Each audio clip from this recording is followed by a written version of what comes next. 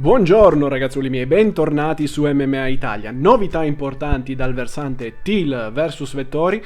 Ricordiamo ai casual che il fighter italiano più forte del momento affronterà Darren Till il 10 aprile nel main event di una Fight Night che potrebbe determinare il prossimo avversario del campione della divisione Israel Adesanya, reduce dalla sconfitta contro Jan Blachowicz, che ha rimandato al futuro i suoi sogni di grandezza riportandolo nella sua categoria iniziale.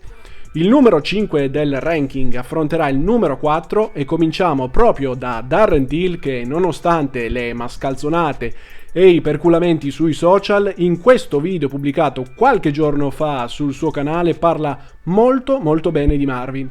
Se capite l'inglese e nello specifico l'accento di Liverpool non vi provoca sanguinamenti alle orecchie, in descrizione trovate il link al video originale arricchito da un momento gustoso in cui Darren assiste in diretta allo scassinamento di una cabina telefonica da parte di un ladro in cerca di spicci. Comunque, queste sono le brevi battute di Darren Till nei confronti di Marvin.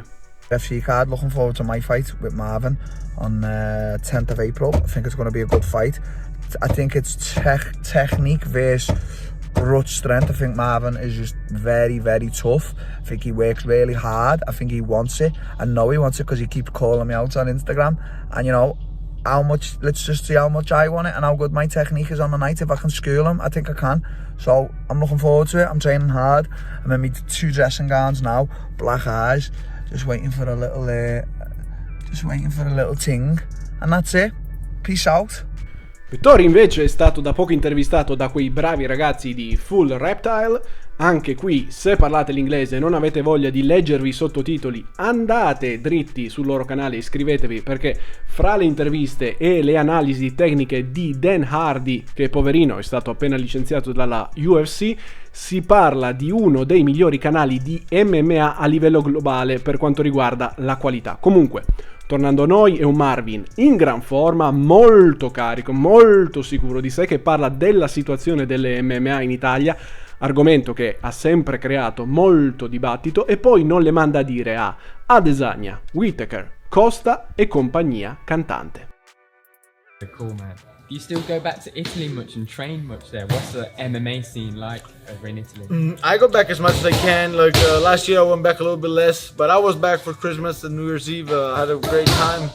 It's getting better, you know, but at the same time we're still a little bit far out from top level, and I feel like guys that really wants to get to the next level, they should kind of like seek a little bit outside also, and see, because like it's not just about MMA in general, it's about the cultural sport. Here in America is a whole different thing, you know, and so there's a lot of things to understand, and that's what it is really. And it's hard to like really give like a 1 or 2 things that we really need over others, because it's hard to really understand how it's not really getting to the level where it should be, but it's still not there, but it's improving, and I think we're in the right, you know, if people start to go out a little bit more, it's gonna speed up the process for sure. Yeah, experience. And then, like, you know, I always say this, like, you know, everywhere you go, you at least have to raise to the standards, and here the standards is very high. So, you know, it's almost like, you know, I can do the same example with food. In Italy, like, it's hard to really get like very bad food, and bad food is still kind of good compared to here, because, you know, if you do really bad food out there, you're out of business. Yeah. And so here it's the same way, you know, like if you're not good, you're out of business. You just don't fight. But it's kind of the same thing, you know, but here is for sport. So obviously we got to see you fight Israel Adesanya. Amazing fight, really close fight. Israel fought at the weekend. What do you think? What was your thoughts? You know, he proved what I've always said. Like, this guy, you know, like, it's crazy to still talk about hype after he became champ, but he's still overhyped. Like, it's really overhyped. The guy, like, Jan defensively was great, way better than Adesanya. Adesanya sometimes wasn't getting caught like clean, like hard, but he got tagged many times with the jab and with punches. And Jan defensively, man, looked amazing, way better than Adesanya. And I didn't even feel like he really that much overreacted to feints. He was not like, he was like all small movements that he was doing. You never saw him doing like big, like, you know, reaching big for his feints. But all that we're talking about was Adesanya, you know, and I didn't like that. But I'm glad the judges saw it my way. But I mean, you know, people always say, "Oh, you should have rooted for him, so then when you beat him, you look better." But I don't like the guy. I feel like, you know, he's hyped. I don't feel like he deserved. You know, he didn't even deserve to go up and weight and dare to do that. So I was happy Jan got it. You know. And that means he's coming back down to middleweight. Hell yeah! His next fight will be me. I'm sure about that. His next fight will be me. You know, like I'm gonna run through Darren Till, and by saying that, I'm not underestimating the guy because, listen, Darren Till has his back against the wall. I know that, and he's coming from losses. He needs this win, and if there's something I do, it's never underestimate my guys. You know, the guys that I fight. So I'm expecting fires, but it's not gonna be enough. You know, like it's not this next 2 months that we have now. It's been the last 10 years. You know. You know, it's like I never slacked 1 fucking second. It's not gonna make any difference the next 2 months. He can train as hard as he wants. But after this, you know, like they all had his chance. I had it back then, and I made the most out of it. And then again, like it was such a close fight, and we have to rerun it, man. Like Whitaker lost his chance. He should be fighting now for the belt. He lost it, man. Because to be honest, like Borrachina doesn't. I don't think he belongs to the top 5. He will show that he doesn't belong there. So beating him just to me is just another fight. He's number 2 right now, but it does. So yeah, man, I believe I'm next Adesanya's fight. Awesome. So Darren Till, you've got Darren Till, right? Mm-hmm. Bit of a UK treasure at the moment. Good. Well, a lot of people say that he's got good jokes. What do you think to them? To what good jokes? Yeah. Oh, he has good jokes, but they don't stick to me. You know,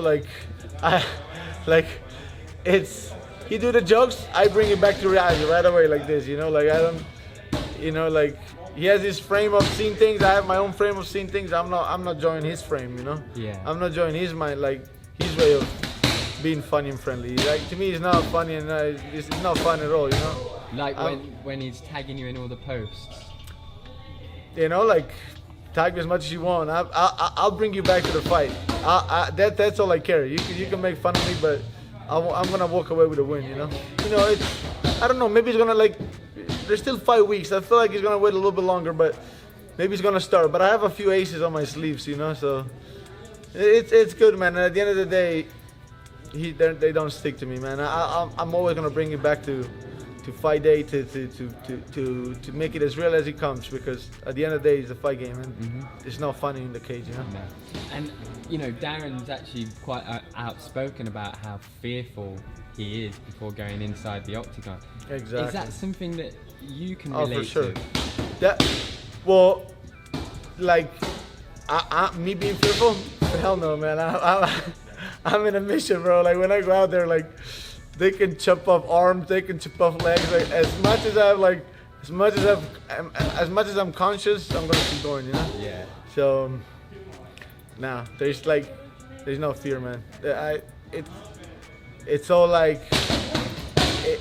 I'm on a man on a mission. The moment that I walk out of that changing room, man, there's no going back. It's just forward from there. So yeah, man. But like as a fighter though, like he has a good control of the distance, and